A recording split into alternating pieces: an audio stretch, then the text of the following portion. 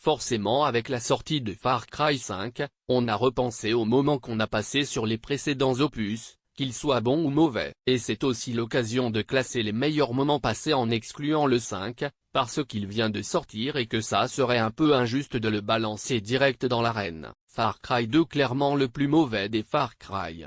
C'était assez répétitif et surtout hyper long de se rendre d'un point à l'autre sur la map. Mais on lui pardonne parce que c'était le premier jeu de la licence en open world et Ubisoft tentait des trucs avant de trouver la bonne recette pour faire de Far Cry une licence renommée. Far Cry Primal perso, j'avais bien aimé le délire préhistorique.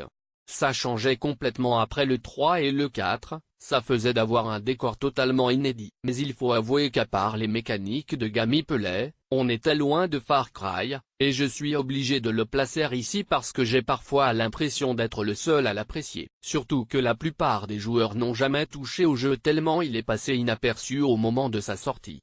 C'est triste mais c'est la vie. Far Cry c'était un modèle de perfection graphique à l'époque de sa sortie et j'ai beaucoup de bons souvenirs sur ce jeu. Le gameplay est à des kilomètres des Far Cry actuels, beaucoup plus linéaire avec un scénario au final très science-fiction mais on sentait déjà le potentiel du jeu à travers chaque mission. Une petite merveille de son temps. Far Cry 4 bon, on ressent clairement que le squelette de base de ce jeu est absolument le même que le troisième opus.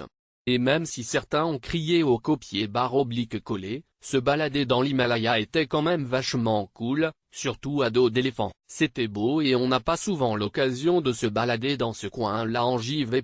Et en plus, Pagan Min reste un bon méchant typique de Far Cry. Far Cry 3 allez, vous saviez bien qu'il allait être au top. Un open world hyper bien foutu après l'essai de FC2, un gameplay efficace et encore frais au moment de sa sortie. C'est avec cet opus qu'Ubisoft a vraiment trouvé la formule gagnante pour faire de Far Cry une licence incontournable. Le jeu nous a donné le méchant le plus emblématique de la licence, à savoir Vaas et la cerise sur le gâteau, c'était le génialissime DLC Blood Dragon et son délire néon et années 80.